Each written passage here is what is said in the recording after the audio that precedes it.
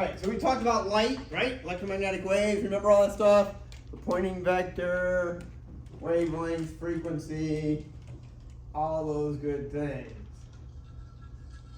All right, we now want to talk about what happens when light hits a boundary.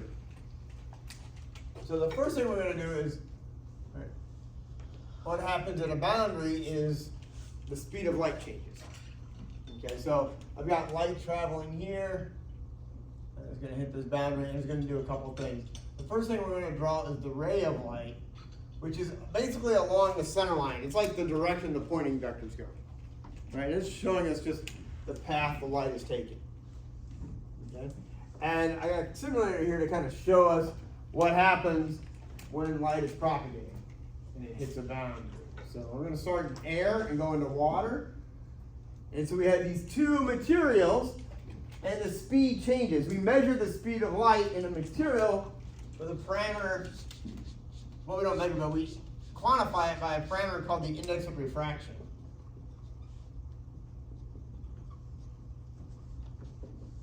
It's given the symbol n. And n is equal to the speed of light in a vacuum. Anybody remember what that value is? C?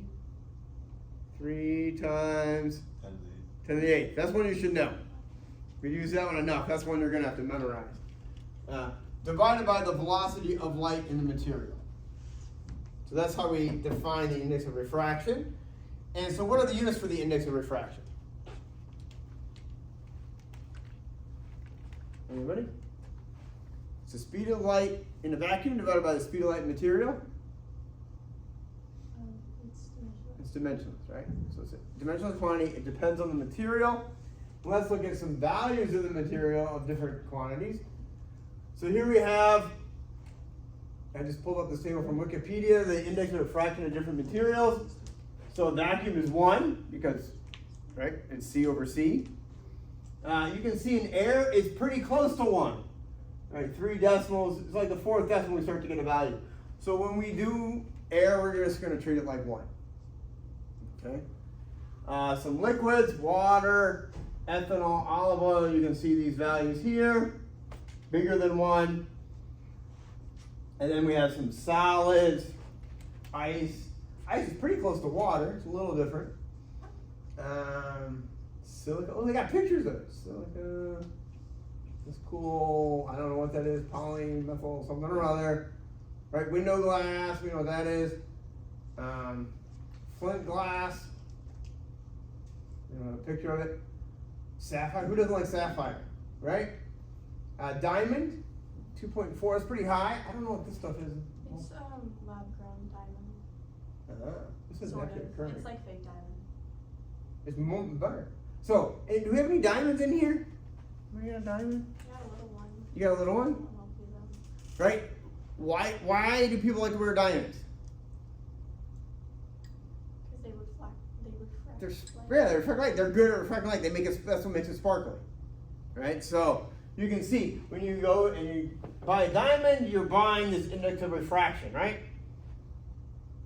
Now, this one's pretty close, 2.15, and it's a lot cheaper, cubic zirconium. So sometimes people get cubic zirconium rocks, right? Because they also have a high index of refraction, but they don't, not quite as high. But don't try that on an engagement ring. That would be bad to show up with a cubic zirconium. But it's got a good index of refraction. If you look up corn syrup has a high index of refraction. It's not on the list, but it's closer to diamonds. You could do that. Get one of those. Remember those ring pops? I love ring pops. Yeah, they have a high index of refraction, so that would be a good one. Substitute. Okay, so you have these different materials. Index of refraction, it changes the wavelength of light. So let's go and see what happens. Let's turn this on. I gotta zoom out back to the original zoom level. So I'm going to turn on so we can see the rays of light traveling.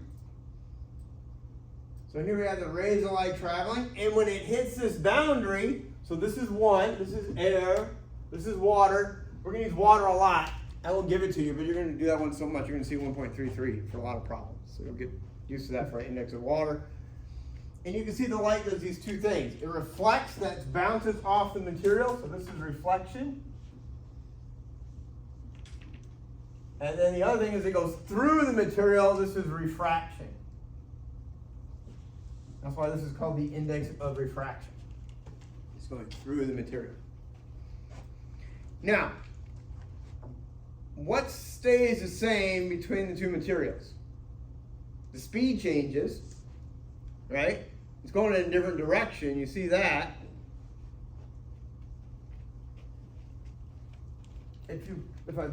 Let's make this bigger. Let's go to bigger index of refraction so you can see a real difference.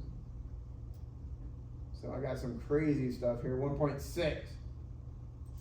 All right, I pause it so you can see what else has changed. So the speed's different, we know that because the end is different. The angle, this is going at a different angle than it's coming in. It's not going at the same, right? But what's this distance here? What's that called? Crust to crust. The crust of a wave to a crust of a wave. Ah, that's the wavelength. And notice here. What do you notice here? Smaller. So we have a wavelength change in the material. Lambda n, the wavelength in the material, is lambda divided by the index of refraction. We can see this if we look at the equation for the speed of a wave. What's the speed of a wave equal to? Anybody remember? F times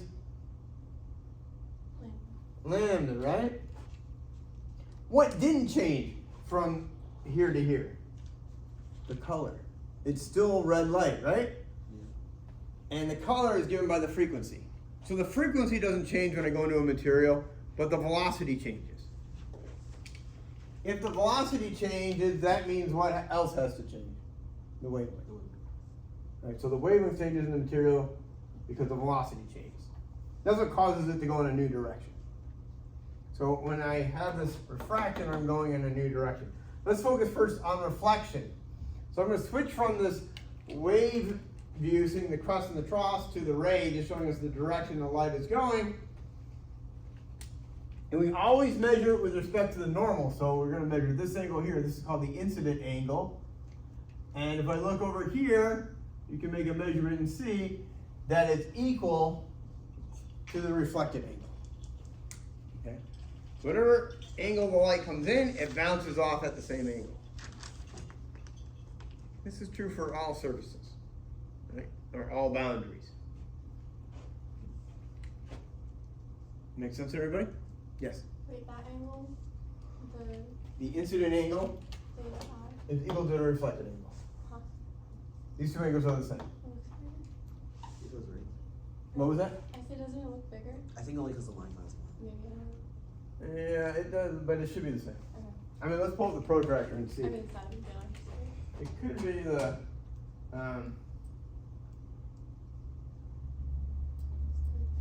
16, so that is what?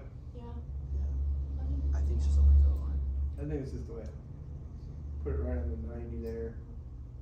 And let's make this the 60. Oh, turn it back on. Let's put it at the 60. Can you push back the light? I can't put it, I can just let it go. Okay. So I go straight down, I go straight through. Okay, put it back at 60. Okay, notice what's the refracted angle? Not 60, right? It's 30. So it's less. So the refracted angle is less than the incident angle. So it would just be like half of it. Not always. It depends on, check this out, the index of refraction. I don't know. So, I'm not going to do the derivation for you. I'm just going to give you the formula. Your book goes through a derivation of it, but it's called Snell's law. 2 L's. And it tells me n1 sine theta 1 equals n2 sine theta 2. This is the relationship. So, this up here would be 1, this down here would be 2. And again, we measure with respect to the, and we call this 1 now. Because I don't want to use R, because I already got R for reflection. So for Snell's law, I use 1 and 2. So this side, n1 sine theta 1 equals this side, n2 sine theta 2. You can do a derivation to see that, but just take it if you don't so we can do some problems. So what's happening? In this case, I'm in air and I'm going into something with a higher index, and this is bending towards the normal, right? Because this is 60 degrees, and that's just over 30. So when I go from a lower index to a higher index, the light bends towards the normal. Let's switch it around. Let's make the air on the bottom and the water on the top. Now notice if I make this air, what happens? You go, now there's no change, right? It goes straight through. So even though I have two materials, the light's gonna go straight through. I actually got a cool video on this.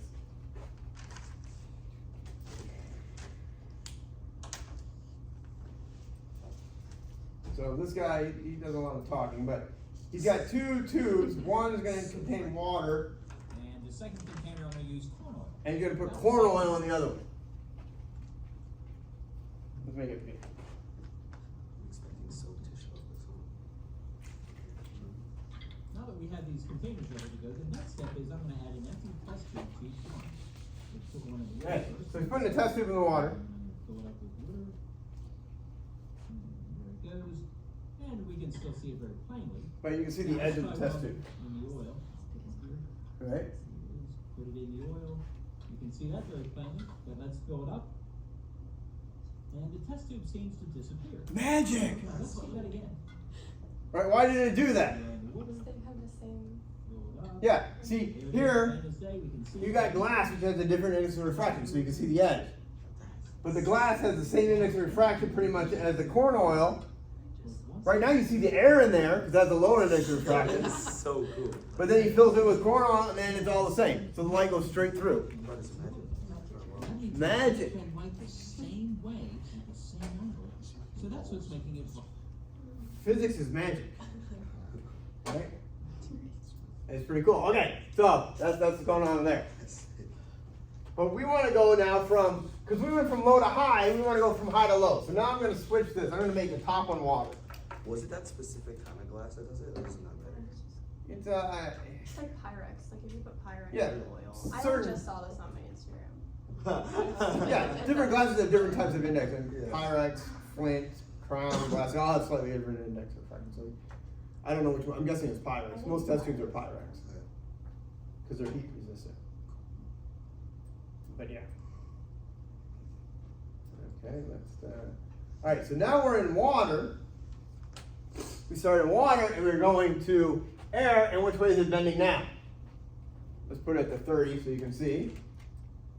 It's bending away from the normal. So low to high I bend towards, high to low I bend away. Hello, Dio. Hey. Does that make sense to everybody? Now, if I bend at a big enough angle, something interesting happens. I make this angle bigger. Notice I'm bending more and more, right? So at like, oh, right there. So here I'm almost bending at 90 degrees. Like I'm at like 87 or something. Or if I go a little more, what's going to happen? This light would be at 90. But that means it would propagate along the boundary, and it can't do that. So what it does is it reflects internal. I get total internal reflection when I'm at what's called the critical angle. So if I go, boop, I get there, and I have total internal reflection. When does that happen? If we look at our formula, we can see it. N1 sine theta 1 equals N2 sine theta 2. This is Snell's law. But for the critical angle, I want my theta 2 to be 90 degrees, so that I would be along the boundary. So I would get N1 sine of what we call the critical angle equals N2 sine of 90. Anybody remember sine of 90? 1. So this is N2. So the critical angle is the inverse sine of N2 over N1. So when I'm going from a higher to a lower index, I can get the light to be totally internally reflected at certain angles. Basically the critical angle and larger. Okay? And that's what's happening here in this case. This is how we make fiber optic cables. right? And so that's how they send telecommunications right across the ocean, under the ground. They send these fiber cables. I think we have like 3 or 4 coming into campus, fiber cables, all right, for communication. And they're material that has a high index of refraction, and you shoot a laser at an angle and it just keeps bouncing inside the material. So I've got this is an example of a high index of refraction material. This is kind of like fiber optics, but instead of just taking light at the end, what it does is it takes light in the middle and then absorbs it and sends it down the end. So it's got that high index of refraction, but it's collecting light from the side. So you can pass this around. Don't steal any of these, I have a limited supply. But these are called scintillating fibers. Yes? If you make them the same material, does it just pass through entirely? Yeah, or if I go back to water and water, then Yeah, it just goes together. go straight there. Because now I don't have any difference. There's no change in the speed, so the light just continues. Even though there's a boundary. Okay, so that's Mary. How does that work like in real life? Do you know what I mean? Like if you're under the water and you've got light and you're at a certain angle, Yeah, does yeah. that like completely reflect the light back? Yeah, we'll do some problems on it. So we'll see. Does it light it up when you shake it up? No. The It's changing maybe the angle. The edges. But it's collecting light from the side and then sending it down the end. Is that where the ends was? So the ends look like they're lit up. Yeah. Oh, I see. Yeah. It's collecting the light from the Oh, I side. see. These are from I worked at a particle accelerator detector the first semester in grad school. That's insane. That's what they're from. Oh. How was that? It was fun. It was a lot of programming. Programming? Yeah. Computer, really? Yeah, Nick. For physics? Analyze data. What kind of language? Python? No. No. This is He said Python. Fortran. This is back in the Fortran? 90s. Oh, Yeah. Jesus Christ. Back in the Fortran, 90s. back in the night. So it was way before Python was even a thing. Who Before C was common. you know. invented it? Jesus. Fortran. Yeah, Fortran. So that's the deal with that. Okay. Let's try some problems. Why don't we see? And then we can see how they work. Quick question. What's the name of that law again in one sign? Snell's law. Snow? Snell. Snell's law. The example. When we moved into our house, it had a pool, Mm-hmm. and you ever walk up to the edge of the pool and you look down, and it doesn't look as deep as it really is. All right, it's Mhm. deeper. You may ever notice this, Mm-hmm. and that's because of Snell's law.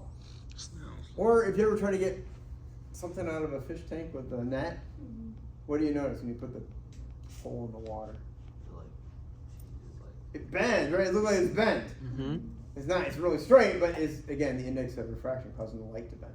The ones up there are really trippy in MacArthur. But if you look on the end and then the front and the end, it's like whoa. Yeah, I feel like I'm going blind. yeah, it trips you out. So go to MacArthur and look at the look at it this way, and then you go and look at the end, and it's like whoa. It seems not as long. The index of refraction.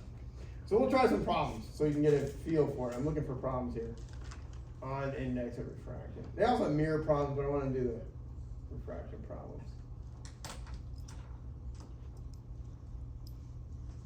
Let's see.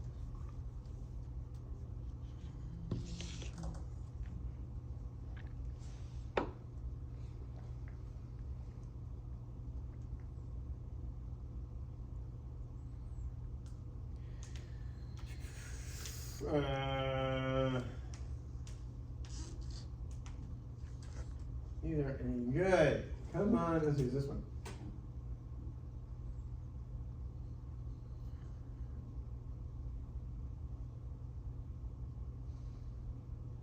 Let's try 17. There's no picture, but let's see if we can interpret what's going on.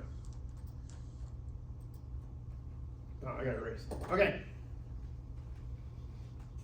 I like picture ones, so we don't have to come up with a picture, but this is a good problem. An opaque cylinder tank with an open top has a diameter of 3 meters, and it's completely filled with water. When the afternoon sun reaches an angle of 28 degrees above the horizon, sunlight ceases to illuminate any part of the bottom of the tank. How deep is the tank? So what's our picture look like? Well, keywords. What's some keywords? Go back to physics first week. Diameter 3 meters. Okay, diameter 3 meters. Somebody else. Cylindrical angle tank. Is that Cylindrical right? tank. What else? Open top, well, Open top, and that's kind of. Completely filled with water. Okay, filled with water. What does that mean? That's going to imply something. Reflection. In our case, N equals 1.3. index of refraction is 1.33. Very good. What else? Angle of sunlight. Yeah, 28 degrees above the horizon, right? And sunlight seems to illuminate any part of the bottom of the tank. How deep is the tank? So these are all the key things. Right? So what's our picture look like? Okay, we have a tank. And we have light coming into the tank, right?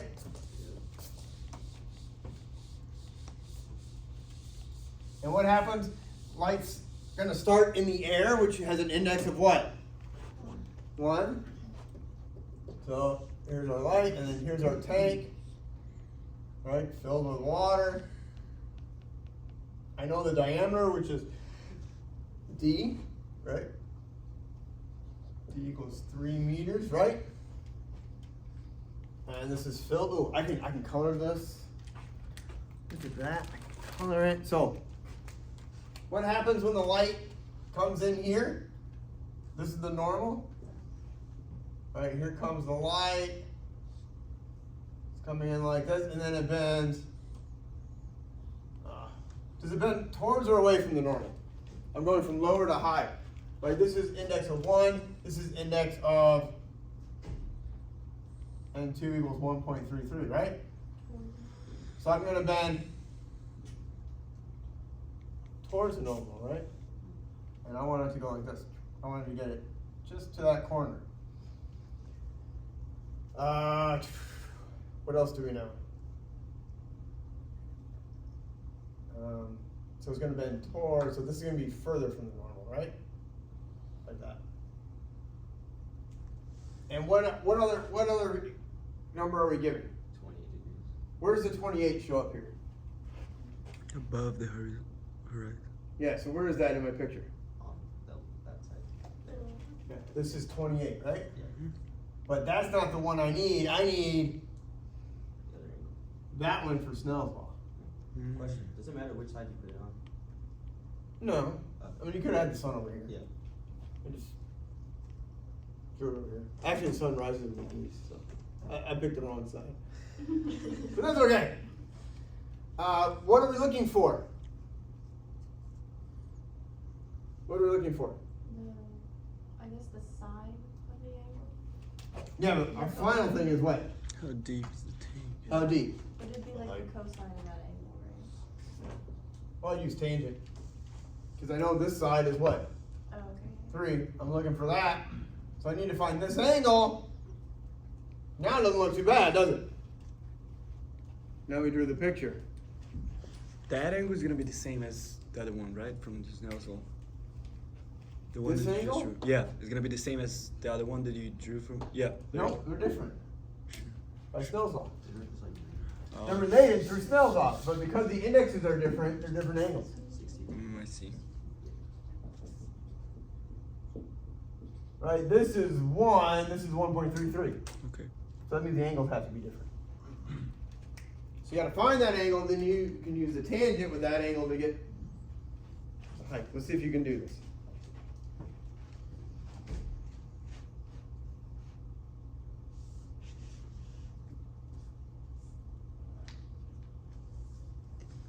So this is all about reflection, right?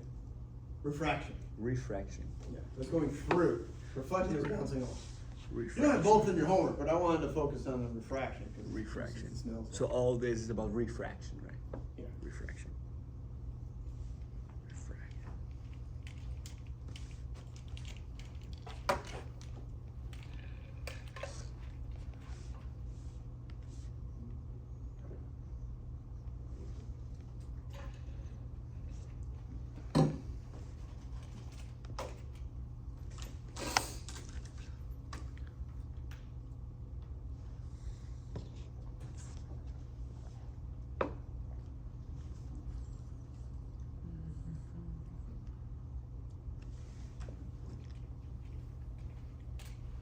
Anybody got an answer?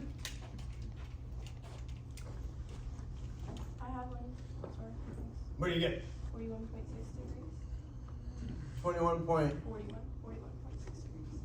degrees. 41.6 degrees. What's that for? The angle. This one, that one, The little angle. this one. That Yeah. one would just be 90 minus 28, which So- is 62. This one's 62. This one's what? 41.6. Okay, but we're looking for H. Right. So did you get H yet? Not yet.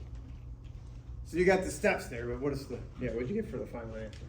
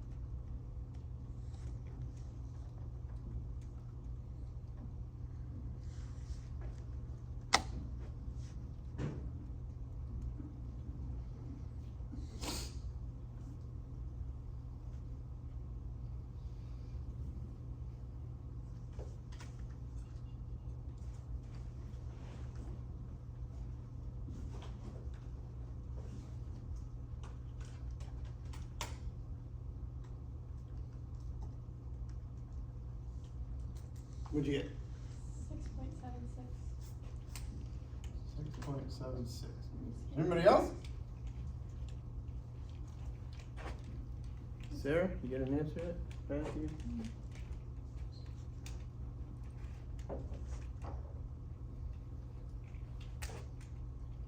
Alright, so use Snell's law to go from here to here. So 1 times the sine of 62 equals 1.33 times the sine of theta 2. Is that what you use here? That looks like what I would use, and then I would use tangent of 6 point, whatever that is, 41.6. Equals, tangent equals what? Opposite over adjacent.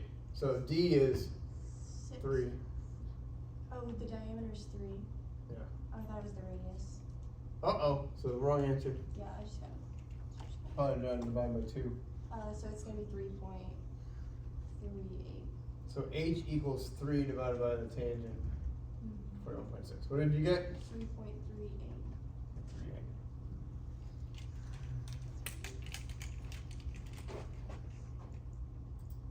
3.3.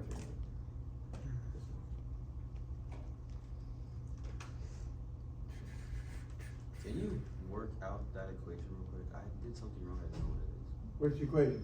The sine 62 equals 1.33 sine. This one? Yeah, to get theta.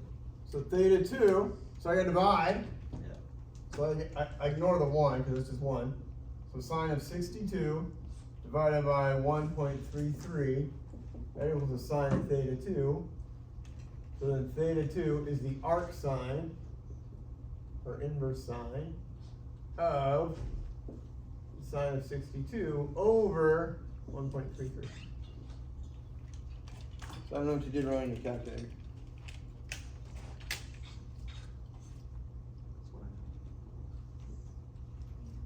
That's what Are you in degrees?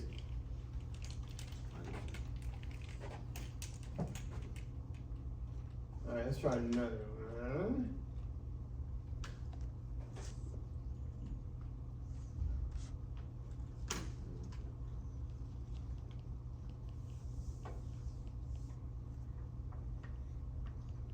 This is kind of cool.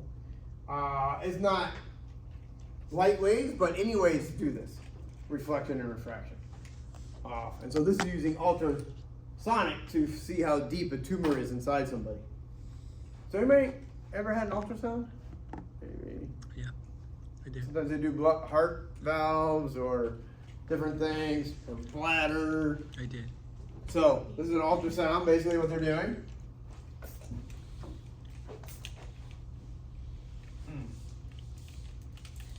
A narrow beam of ultrasonic waves reflects off a liver tumor as illustrated in the picture. The speed of the wave is 10% less in the liver than in the surrounding medium. Determine the depth of the tumor. So you got to do index of refraction. Same idea, but they don't give you the index of refraction. You got to figure out what it is. They tell you the speed of the wave is 10% less in the liver than up here. So treat this like air. N equals 1. You got to find the N in the liver. Then you can find what? This angle. And then you know that it's going to go down and it's going to come back out. You know this distance here is 12 centimeters. So this distance is what? Here to here? 6. 6. So then you just got it. This is just like this problem. You got to find the depth. Right, but first you have to figure out the index of refraction. It's 10% less. So how am I gonna? What's that gonna give me for So N? one is N and the other one is 0.9 N. Yeah. So this would be N equals X, and the other one is N equals 0.9X. 0.9x. So then my index of refraction, right? X divided by 0.9x. 1 over 0.9. That's going to be my index of refraction, which is what? Because I'm at 90%, right? If I give this a speed x in here, and in the liver is 0.9x, so 1 over 0.9 will give me my index of refraction, which is 1.1. 1.1. So that's my index of refraction I'm dealing with. So that's the same problem at that point, right? We got the angle. Why'd you need the X again? Huh? Why'd you need the X? I needed some speed, right? So Okay. index of refraction is the speed in the air divided by the speed in the material. So I just call the speed in air x. You can call it v or whatever. Okay. But this is a ratio of the speed in air divided by the speed in the material. So it's like that. N equals CV. Yeah, CV. But we're doing it for ultrasound now. Yeah. So you should be able to do that now once we got the n. Should be pretty easy.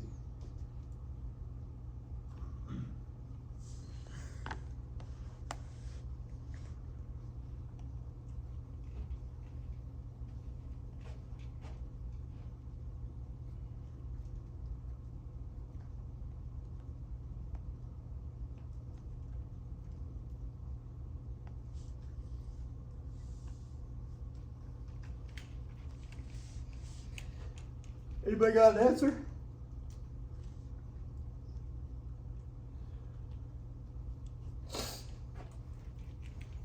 So that N that we just got is the N of the liver, right? Yeah.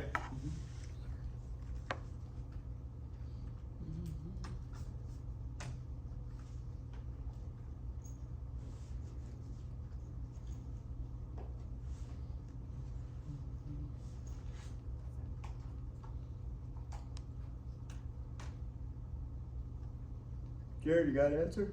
I'm going through the trig and seeing which one I should do. I'm rusty on trig, so I have.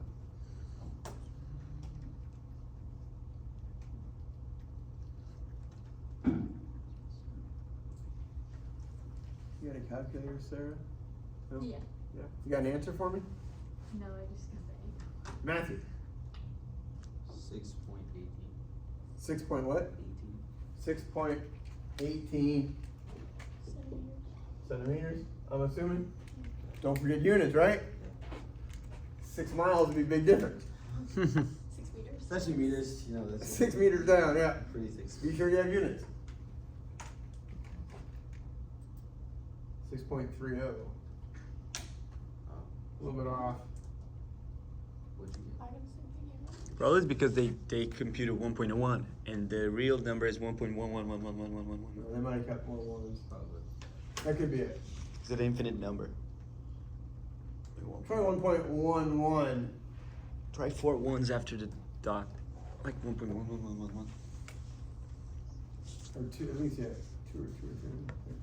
That's probably what it is. Yeah.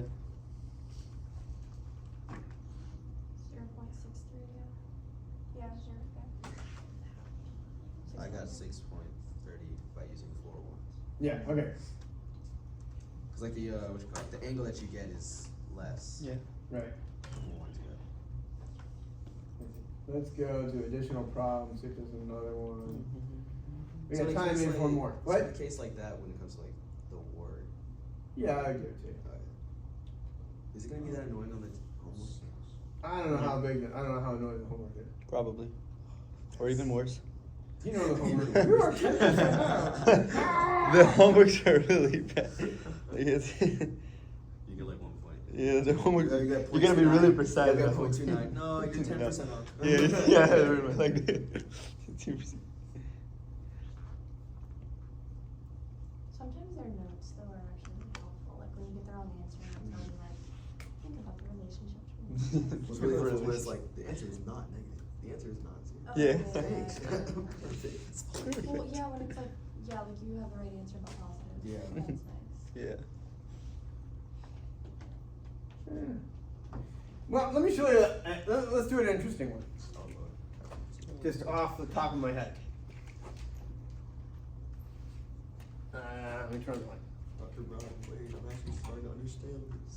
No, it'll be fine. Not too bad. Like if you're standing at the edge of a swimming pool, how deep does it look?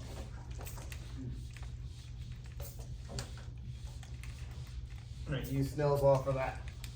I got all kinds of markers, let's do it. Alright, so here's my swimming pool edge. Right, and I'm standing here. Here I am. Well, let's make it a little, yeah, well, that's pretty good. Okay, so we're gonna look here at the bottom of the pool. Right, and so the surface of the water, I lost the blue marker.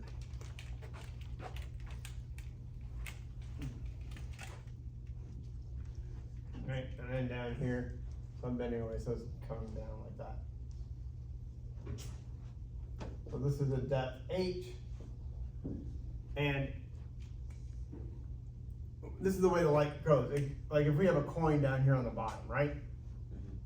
So we're seeing the bottom of the pool. So the light comes up, and then it bends like this. It bends away from the normal, right? Because it's going that way. This is N equals 1.33. N2 equals 1. This is the incident angle, theta 1. Not an angle. How do you know what's N2 and what's N1? Or does it not matter? Where the light's coming from is 1, where it's going to is 2. That's the way I do it. So I'm looking at the light coming from the bottom of the pool to my eye. Okay. Right? Light doesn't leave my eye and go to the pool. It comes from the pool into my eye. Right. So you're gonna go that way. Okay, so my brain doesn't know the light's curved or bends, right? So my brain thinks the light's going straight. So basically, my brain thinks the pool is this deep because I see the light coming from here, right? I don't see light bend. I see like my brain says, "Oh, light's going straight into my eye." So it looks like it's only this deep, H prime. Right, so we want to find that. So these two are going to intersect at the same distance. Let's call that D. So this is D. It's the same distance out because that's not changing, but what's changing is the height. Okay? So let's see if we can find this apparent height. So if we use Snell's law, we can relate these things. N1 sine theta 1 equals N2 sine theta 2. Okay? But I'm standing right at the edge of the pool. You ever do this? Mm-hmm. If you stand right at the edge of the pool, these angles are small. So I can use a small angle approximation. Right? And what's a small angle approximation? Well, one way to use a small angle approximation is what's tan theta equal to? Anybody remember? Sine theta over cosine theta. If theta is small, what's cosine then? What's cosine close to? 1. So for small angles, I can make cosine theta approximately 1, which tells me that tan theta, right, is related to sine theta. So I'm going to replace sine theta with tan theta when I'm standing right over it, because the angle's small. Right? Because think about it. This is a small distance, right? So this and the hypotenuse are about the same length, really. So I can replace my sine theta, which is what, opposite over hypotenuse? It's pretty close to opposite over adjacent, because those are real long. Yeah. So that's what I'm going to do. So I'm going to replace this with tan theta. So N1 tan theta 1 equals N2 tan theta 2. Well, what's tan? I just told you, opposite over adjacent, right? So opposite, so that's D over H. N1 is 1.33, or I'll just leave it N. N2 is 1, so I'm going to replace that with 1. Okay, so this is N1 D over H equals N2, which is 1 tan theta 2. Right? Does that make sense to everybody? Oh, I'm getting a call. Do you want me to cancel here? It's right here. I canceled it.